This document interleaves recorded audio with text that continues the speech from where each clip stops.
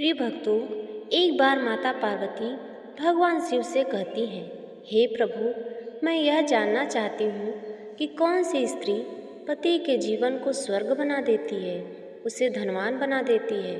लक्ष्मी को कौन सी स्त्री पर कृपा करनी पड़ती है, चाहे उसके पति के भाग्य में गरीबी ही क्यों न हो, फिर वह भिखारी से राजा बन जाता है। प्रभु, मैंने पृथ्वी पर कई स्त्रियों को यह कहते हुए सुना है कि क्या यह बात सच है? यदि यह बात सच है तो मुझे समझाने की कृपा करें। फिर भगवान शिव कहते हैं, पार्वती, तुम्हारा प्रश्न बहुत ही महत्वपूर्ण और ज्ञानवर्धक है। तुमने ठीक सुना है। जिन स्त्रियों के पास यह तीन चीज़ें होती हैं, उस स्त्री के घर में धन की कमी नहीं रहती और उसका पति भिखारी से भी राजा बन जाता है। अब मैं तुम्हें पहले एक कहानी सुनाता हूँ। इस कहानी को पहले ध्यान से सुनो, उसके बाद मैं तुम्हें बताऊंगा कि स्त्री के पास में वह कौन सी तीन चीज़ें होती हैं जिसकी वजह से उसके घर में कभी भी धन की कमी नहीं रहती और उसका पति भिखारी से राजा बन जाता है। एक समय की बात है, एक बार एक गांव का नौजवान एक राजा की फौज में भर्ती हुआ। जिस समय उसके देश के राजा की लड़ाई दूसरे देश के राजा के साथ में हुई, वह अन्य सिपाहियों के साथ में बड़ी बहादुरी से लड़ा और हमेशा सबसे आगे ही रहा। वही जब तक लड़ाई चलती रही, उसकी जिंदगी ठीक ठाक चलती रही। पर जब दूसरे देश के राजा ने शांति का ऐलान किया तो अचानक ही लड़ाई बंद हो गई। अब राजा इतनी सारी फौज की जरूरत नहीं थी, अतः उसने बहुत से सिपाहियों को फौज से निकालने की आज्ञा दे दी। वही राजा के सेनापतियों को मजबूरन बहुत से नौजवान को सेना से निकालना पड़ा। वही निकाले गए सिपाहियों में वह नौजवान भी था। भगवान शिव कहते हैं, पार्वती, नौकरी से निकलने के बाद में उसे वापस अपने भाइयों के पास आना पड़ा, क्योंकि उसके माँ बाप की मृत्यु हो चुकी थी। जब उसने कुछ समय तक उसके पास रहने की इच्छा व्यक्त की, उसके दोनों बड़े भाई उसे लंबे समय तक अपने पास रखने के लिए तैयार नहीं हुए। वह कहने लगे, हमारा तो अपना ही खर्चा बड़ी मुश्किल से चलता है, हम तुम्हें कैसे पाल सकते हैं। इस प्रकार गांव छोड़कर जाने के अलावा और कोई रास्ता उस नौजवान के सामने नहीं था। आखिर दुखी मन से उसे अपना गांव छोड़ना पड़ा। उधर जब उस नौजवान ने अपना घर छोड़ा तो उसके पास में कुछ नहीं था साथ में ले जाने के लिए। उसके पास में अपने हथियार थे जो उसे फौज में भर्ती होने पर मिले थे और फिर फौज से निकालने पर उसे ही दे दिए गए। वहीं अपनी बंदूक कंधे पर रखकर वह वहाँ से चल पड़ा और फिर चलते चलते ऐसी जगह पहुँचा जहाँ पर घने पेड़ों के अलावा और कुछ नहीं था। इधर वह चलते चलते इतना थक गया कि एक घने पेड़ के नीचे आराम करने के लिए बैठ गया और अपने भाग्य के बारे में सोचने लगा। ना तो मेरे पास पैसा है और ना ही मुझे हुनर आता है। अब मैं कौन सा काम खोजूं? अब तो मुझे भूखा ही मरना पड़ेगा।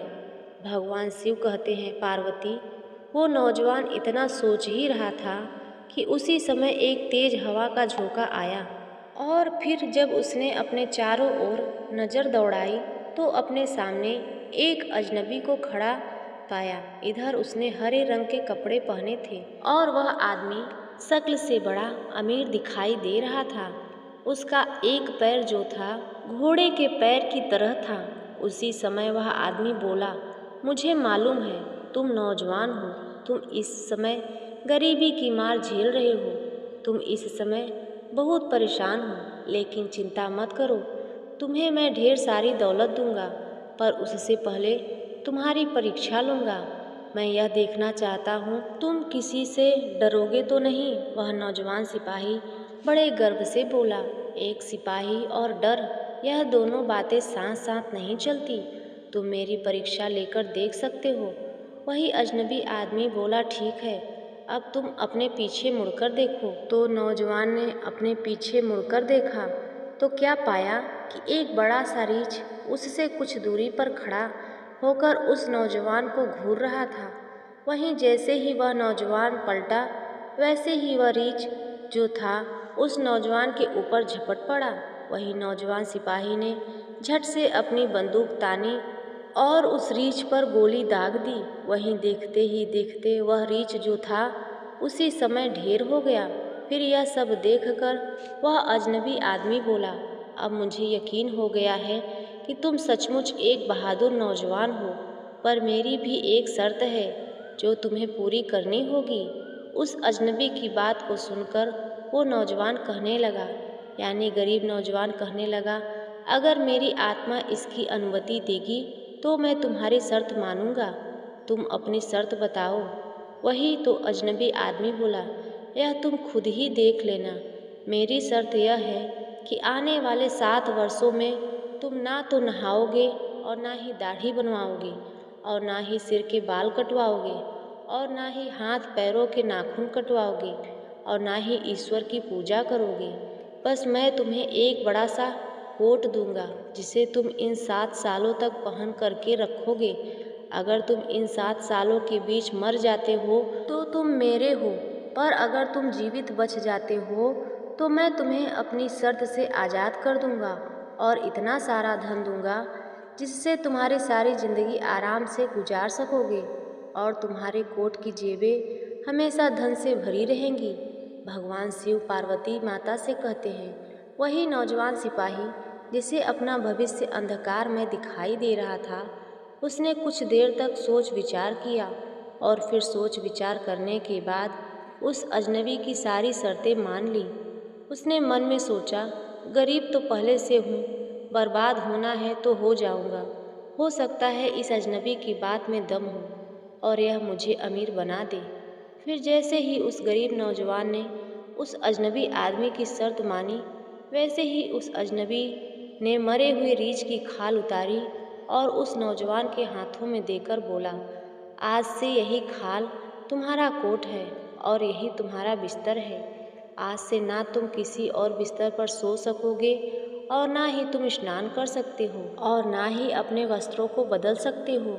और फिर ऐसा कहते हुए उस अजनबी ने वो खाल जो थी उस नौजवान के कंधे पर डाल दी और उसे एक नया नाम दे दिया।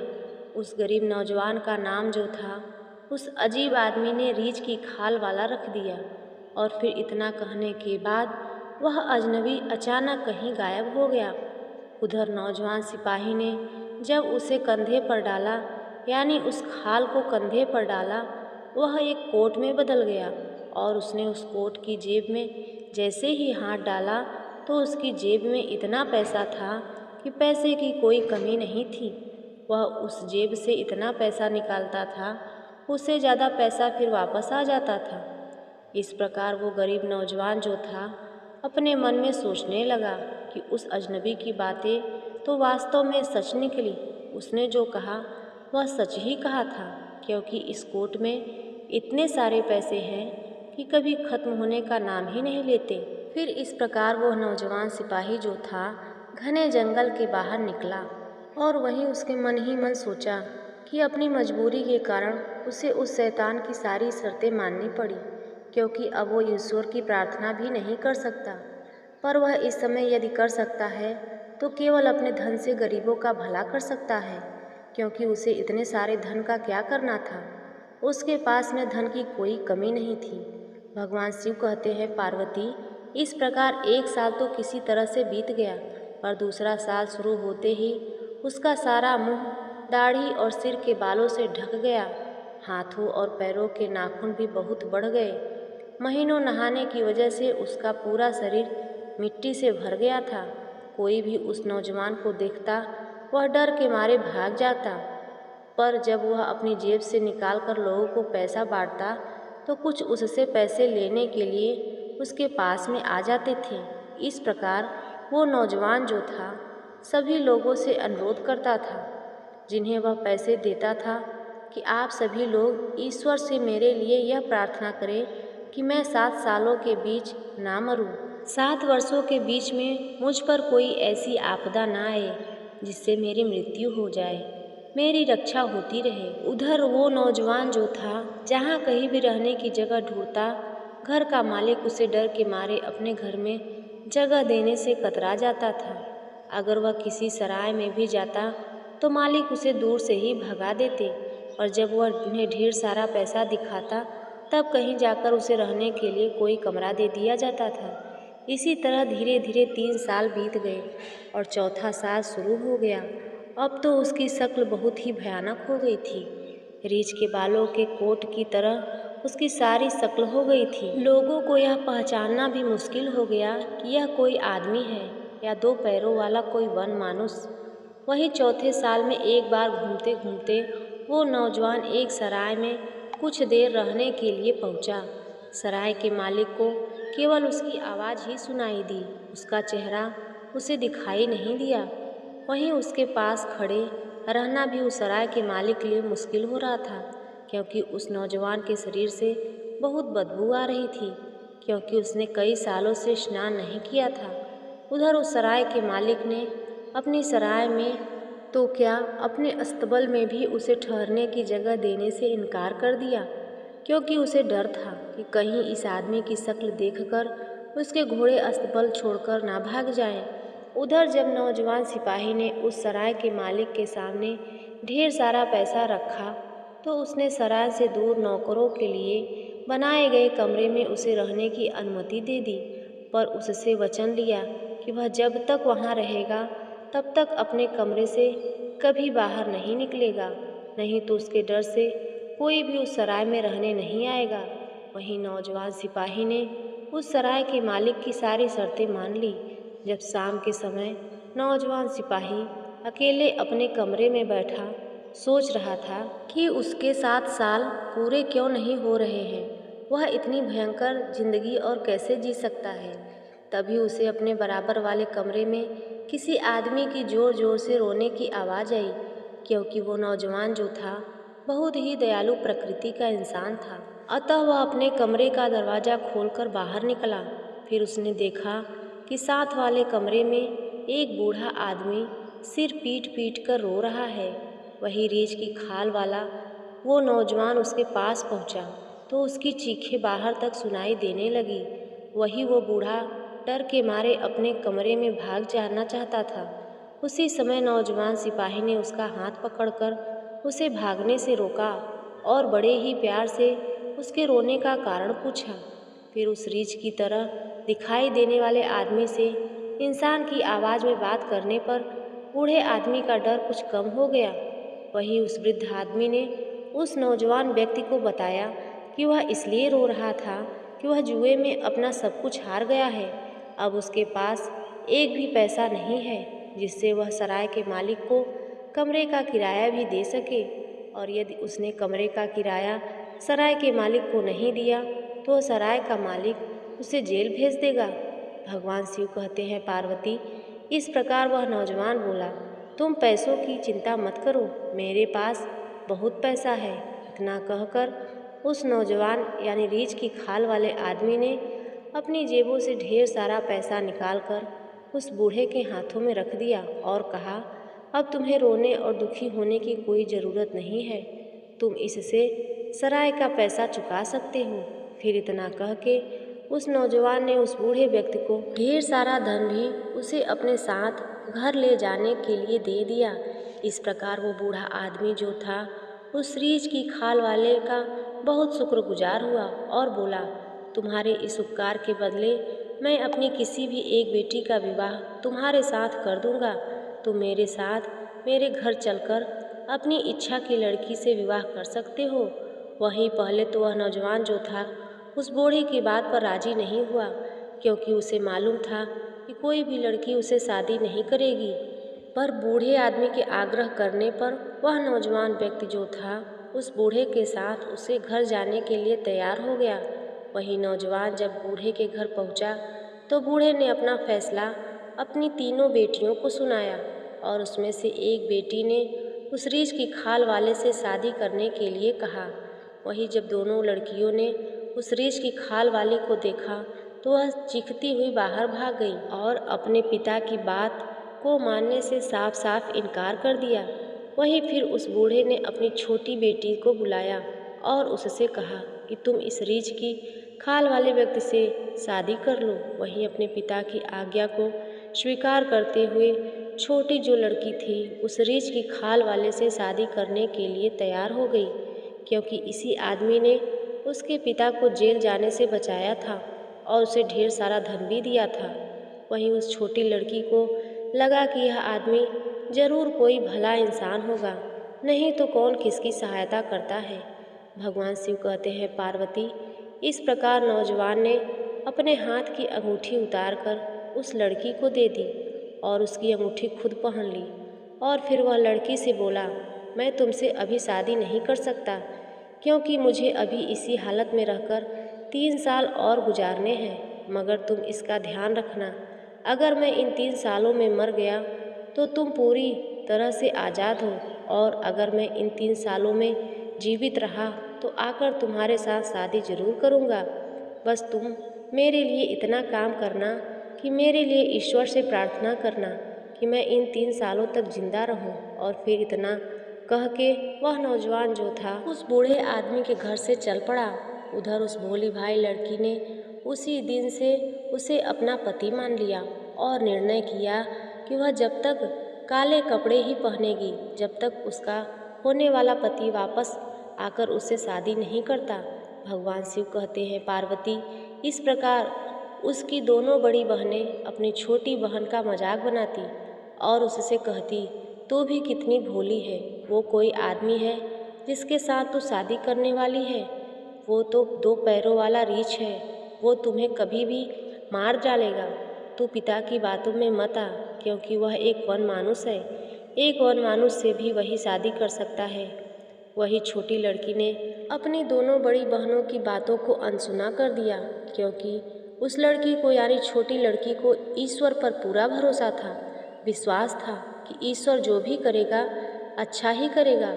इसलिए वह अपनी दोनों बड़ी बहनों की बातों को चुपचाप सुनती रही और सदैव ईश्वर से अपने होने वाले पति की लंबी आयु के लिए प्रार्थना करती रही। इधर वो रीछ की खाल वाला नौजवान 3 सालों तक इधर उधर से भटकता रहा और गरीबों को दोनों हाथों से धन बांटता रहा। वही धीरे धीरे वो भयानक समय भी खत्म होने को आया। इधर 7वें साल के आखिरी दिन वो नौजवान फिर से उसी घने पेड़ों वाले जंगल में आ पहुंचा और वहीं एक पेड़ के नीचे बैठकर हरे रंग के कपड़े पहने वाले उस अजनबी व्यक्ति की यानी अजनबी आदमी की प्रतीक्षा करने लगा, जिसने उस खाल की रीछ उड़ाई थी। 7 सालों का वचन लिया था, क्योंकि अब उसके 7 साल पूरे हो चुके थे। भगवान शिव कहते हैं, पार्वती, इस प्रकार उस नौजवान को बैठे हुए अभी थोड़ी ही देर हुई थी कि वहाँ पर आंधी आई और आंधी के साथ हरे कपड़े पहने हुए वह अजनबी आदमी उस नौजवान के सामने आकर खड़ा हो गया और बोला, तू जीत गया, तू मेरी तरफ से आज़ाद है, अब तू जहाँ भी जाना चाहे जा सकता है। वही रीछ की खाल वाला नौजवान बोला, अभी तुम कहाँ जाते हो, मुझे पहले मेरी पुरानी शक्ल वापस करो, क्योंकि तुम्हारी शर्त को मैंने पूरी तरह से निभाया है। वही अजनबी ने खुद रीछ की खाल वाला उसका कोट उतारा, उसे नहलाया, उसकी दाढ़ी तथा सिर के बाल काटे, हाथ पैर के नाखूनों को काटा, फिर उसे नए कपड़े पहनने को दिए और बोला, तेरी जेबें हमेशा ही पैसों से भरी रहेंगी, क्योंकि इन 7 सालों ने तूने दिल खोलकर गरीबों की सहायता की है। और फिर इतना कह के वो शैतान जो था जैसा आया था वैसे ही अचानक गायब हो गया। इधर वो नौजवान जो था सुंदर कपड़ों में बिल्कुल राजकुमार लग रहा था। अब उसे उस लड़की की याद आई जिसने 3 साल पहले उसने शादी करने का वादा किया था। उसने लड़की की अंगूठी अपनी जेब में रख ली और 4 घोड़ों की बग्गी में बैठकर उस बूढ़े के घर की ओर चल पड़ा। उधर जब वो उस बूढ़े के घर पहुंचा तो उस बूढ़े की सबसे बड़ी बेटी जो मिली उसे देखती ही रह गई और मन ही मन उससे विवाह करने की सोचने लगी, पर वह उसे छोड़कर सबसे छोटी बेटी को ढूंढने लगा। तभी उसे उस बूढ़े की बीच वाली लड़की मिली, वह भी उससे शादी करने की बात सोचने लगी। वह नौजवान जो था उस बीच वाली लड़की से बिना कुछ बोले वहाँ से आगे बढ़ गया और फिर अंत में एक छोटे से कमरे में पहुँचा, जहाँ उसकी होने वाली पत्नी काले कपड़े पहनकर ईश्वर की पूजा कर रही थी। इस प्रकार वो नौजवान जो था चुपचाप उसके पास पहुँचा और उसकी अंगूठी उसके सामने रख दी। वह लड़की अंगूठी देखकर पहचान गई और सोचने लगी, यह तो वही आदमी है जिसने मुझसे शादी करने का वादा किया था और मैं भी इसके साथ में शादी करने को राजी हो गई थी। फिर वह लड़की कहने लगी, तुम्हारे जाने के बाद मैंने अपने आप को बहुत संभाल के रखा। मैंने पतिव्रत धर्म का पूरी निष्ठा के साथ पालन किया। मेरे चरित्र पर किसी प्रकार का कोई दाग नहीं है। तुम गर्व से कह सकते हो तुम्हारी पत्नी चरित्रवान और पतिव्रता है। वही वह राजकुमार जो था अपनी पत्नी के इन शब्दों को सुनकर बहुत प्रसन्न हुआ और प्रभु को धन्यवाद दिया। आपकी कृपा से मुझे एक चरित्रवान लड़की मिली है। इस प्रकार लड़की अपनी अंगुली से अंगूठी निकालकर उस लड़के यानी राजकुमार के हाथ पर रख दी और शादी कर ली।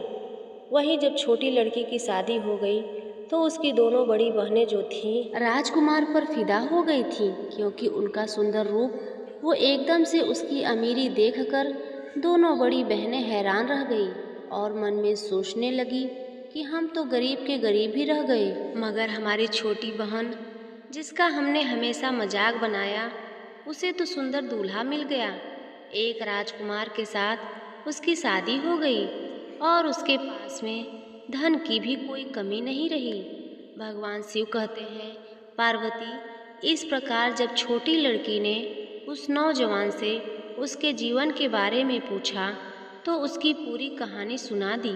इस 3 सालों में मुझ पर क्या क्या नहीं गुजरी। वह लड़की ने दया के लिए हृदय से ईश्वर से धन्यवाद दिया। इधर वो राजकुमार जब अपनी होने वाली पत्नी का हाथ पकड़कर के कमरे से बाहर आ रहा था तो दोनों बड़ी बहनें तैयार होकर उससे मिलने आ रही थी।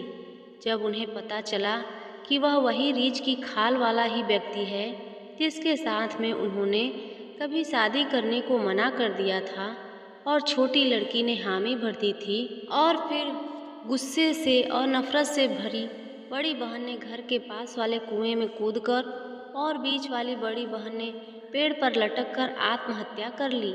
वही शादी के अगले दिन वह हरे कपड़े वाला जो शैतान था इन दोनों के सामने आकर खड़ा हो गया और फिर उस नौजवान और उसकी पत्नी को देखकर बोला, देख, तेरी एक जान के बदले मैंने 2-2 जानें ले ली।